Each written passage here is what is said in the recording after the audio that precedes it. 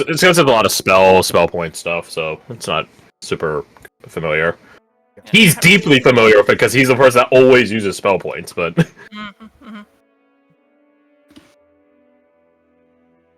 Alright. We're all assembled. Avengers. What happened last time? So. Let me see. It has indeed been a couple weeks, that's true. On Garth and his note taking, because I don't really remember. Yeah, I'm not gonna lie, I don't. It was already like a brain blast moment when Crash had mentioned what we had left off on. So yeah, you guys forgot that you guys are getting jumped right now. Yeah. For a minute there when you mentioned it, I was like, wait, what? Combat? What? Yeah. So the first thing I've written down that I understand what it means. I can read the previous like 1 or 2 lines. I just don't know what the fuck it means. Oh, okay. Wait, read it. Read it. What does it mean? What does it Yeah, mean? I want to know. We got one call-in to get info on the flowers. Oh, okay, I had to say it out loud. Yeah, because we have the kind of meta thing of just like we don't really have any guidance on like where these are, so we'll take that as a tip. And I was like, okay, that shows up later. I do remember that. The first event that actually happened was Vaso comes over to talk to Kelsey. We're very obviously listening, so he's just like, just come over here. Yeah, we were sitting there right there, basically. He looks over to our group. I just wave at him. He's like, everyone's like leaning in, cocking their ears at him. Like, do you guys just want to fucking join the conversation? It's like, well, if you insist. Well, if you want, I wasn't gonna bring it up, but Since it's your idea, sure. yeah, I'm happy you pitched that. Yes. So. Otherwise, it might seem like we're eavesdropping. Oh, me. I think I can't remember exactly what he said, but I think it was in general just proud of her actions of being like, yeah, no, fuck the giant bird. I'm gonna ride the giant bird. Everyone's like, don't do that. She's like, I'm gonna do it. What pretty fucking baller. Pretty baller. And it also showed off like, in Jin's mind, it's like, damn, that would be a really good skill against a dragon, or like just in general flying creatures. Yep. Protect. He shows off his wing shredders.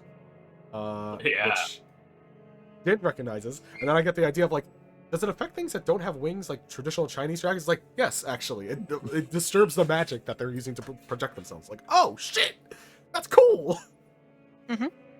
I'm getting too. You're learning in science.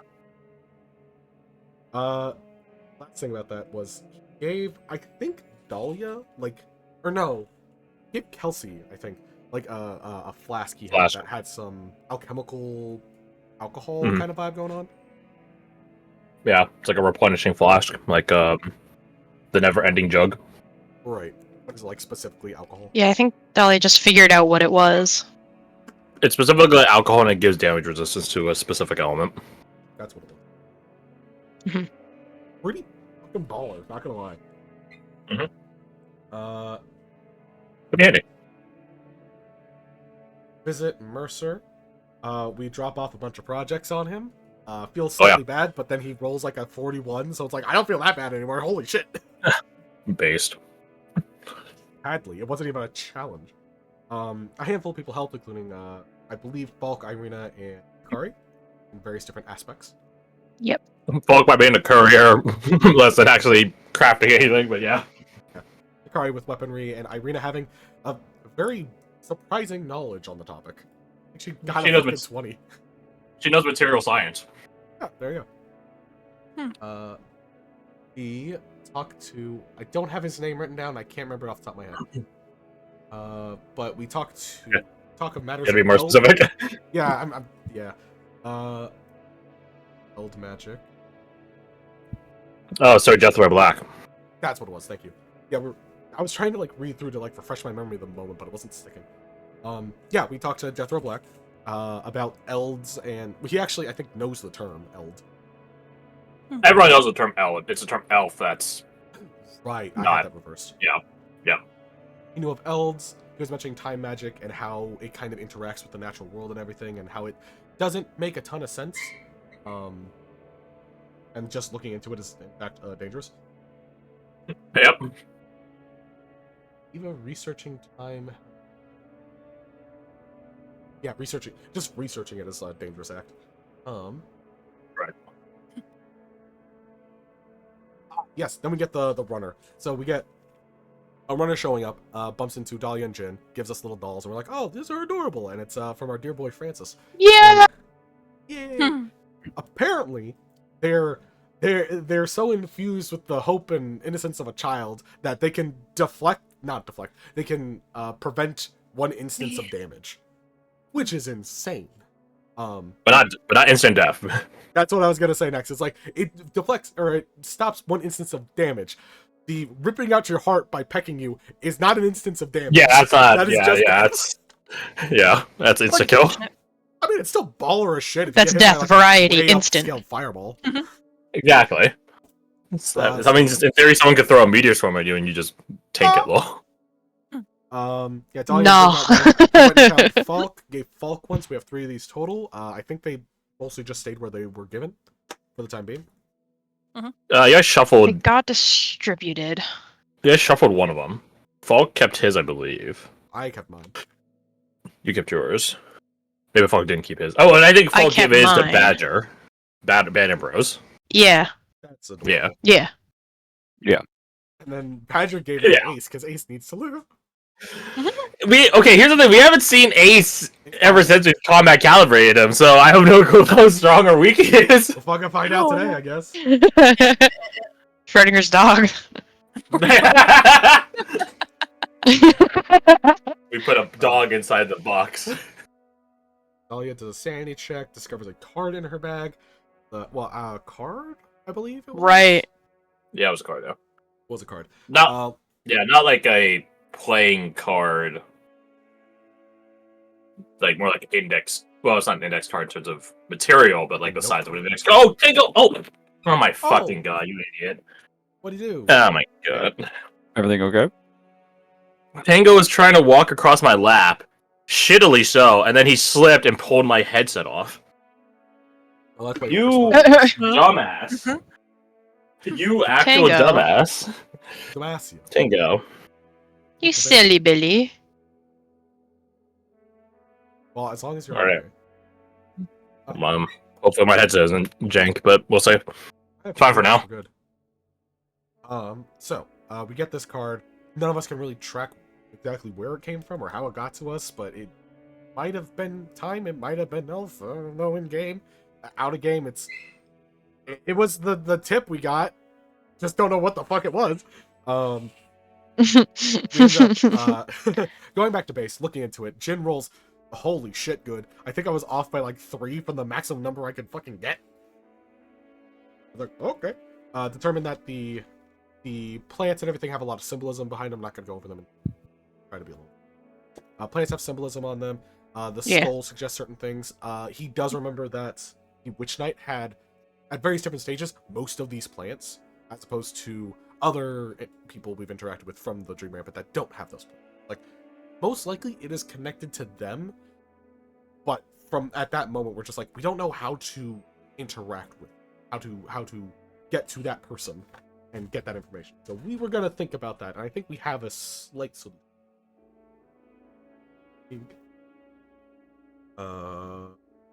Caradoc. Oh yeah, I have Caradoc talks to a celestial book. Did we something Sir Jarvis? Did we heal Sir Jarvis? Which he did not get a response. It's about to expect at this point. Aurelia talks to her dear sister Eva. We get gear from Mercer. Jin does calligraphy, which is just a fun little meditative practice. Dahlia gives Badger a something. What did Dahlia give Badger? Bunch of alcohol. Yeah, Yeah, A bunch of mead. alcohol. 6 Mead. bottles of mead. Oh, it's yes, I honey remember. mead. That's what I remember. And we did drink one. Cheers. It's not my book. Each. Bro. Cheers, lad. Oh, and then poor Badger. Badger gets screwed this entire night. We all go to sleep. Badger doesn't get enough Yeah, sleep. I thought that was hilarious. just fucking kept getting woken up, man. Do you want to go over what happened with Badger? Yeah. So Badger has a little bit of a dream, where some Just a little other bit. little goblin asshole, who knows who it really was this whole time, decided to torture him a little bit by burying him underground and trying to release his newfound abilities. Eventually, Badger did get out, luckily, just to get buried again. But he eventually did get out again. For real that time. Yes, for real this time. Just to be woken up, to fall asleep, to wake up again. He went to bed like 3 different times. Was woken up by a different vision each It's a time. real feels bad moment that you're just like, fuck, I'm here again. Me and Badger on the same sleep schedule. Hell yeah. Buddy. So what happened, yeah, so you guys all got woken up the second time. Oh, quote unquote, woken up. Went to sleep and woke up in your dream. We wake up to Eva playing her violin. It comes off as like a meditative process for her, of her just trying to, stabilize herself, find something. I'm not entirely sure. I don't think Jin passed the insight, which is very fitting for my lack of knowledge on kind of her personal knowledge for it. Her sister joins in, and she's able to harmonize with it, but Beautiful. it's not the same as like her mega power-ups. It's very cool. Someone. You have Aubrey, you have Vital, and you have Damon. Damon shows up. Mm-hmm. He has some comments on us, all that stuff. But as he was leaving, seemed to have some recognition, I think it was. It's like looking at us, like some surprise, looking at Eva, kind of recognition. And then there was like the smell of blood from him. And then he left. I was like, what the hell? Stupid weird. Anyways, on a less weird topic, Aubrey and fucking Vital. Aubrey asked Vital to take a step away, and then was asking us, "Hey, can you help me get him to like actually go to sleep?" Which it was Said and done. It was so funny because immediately Jim was just like, "You can probably hear us." Just like, "No, we can't." No, he's over there. Fine. No, he could totally. Oh, she's upset that he can hear us. No, he can't hear us. Yeah, what were some of the creative solutions you guys thought of to put Vital to sleep, huh? So we were thinking We were drug, magically drug, and bonk. Yeah. Yeah. I like the bonking idea. same. We went over that idea, I think, 3 or 4 times before. Yeah, because Bonk showed back up at some point. Before he was It's like, okay, "We're I'm not allowed disturbed." Mm-hmm. Nope, Like, oh. not allowed. It was so... Have you tried hitting him with a big stick? Bless you. Shimmy. Thanks. Oh, Aubrey doesn't want us to assault him. I think at one point, Jim was just like, "Oh, you guys are so adorable," and they're like, "What?" And he's like, "Nothing." Which definitely isn't pushing any buttons in any directions. Yeah, I totally didn't just turn the fucking fast pass on. What? That's crazy. Anyways, after that, we all go to Dreamland. Dreamland is populated by Irina's father, who I definitely have the name down somewhere. What the fuck's his name? Arolef. Oh, I did have it written down. Thank you. I saw the word and I was like, I don't think that. This wonderful flower field. Aerolith is there, and it is quickly, basically told to us. We quickly understand, like, this isn't his design. He was called here. This is Irina's. Mm-hmm. Which is a fascinating thing.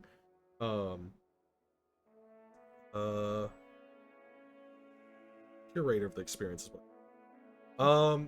He warns us of an oncoming apocalypse next to unstoppable. He tells us, or we notice that some of the plants here are extinct, or it was told to us. The information of some of these plants are being extinct was dispersed amongst them. The place felt hyper-natural, as Jin discovered. It's just everything feels more plant and nature-y than it naturally. Yep. blah blah blah blah blah. Oleander. Oh yes, we asked him about the gunmetal oleander. His response is, "Why should I help you?" And then, having passed him a check earlier, he had a very small moment of lucidity when referring to Irina, of just like there is some, I think, level of protective fatherliness there that breaks through his insanity just a little bit. So yeah. Maybe I'm extrapolating too far. Falk haven't picked up on that. Pressure and be like, well, you're not really helping us, you're helping her. Because she's gonna follow us into doing stupid deadly things. So if you want her to live,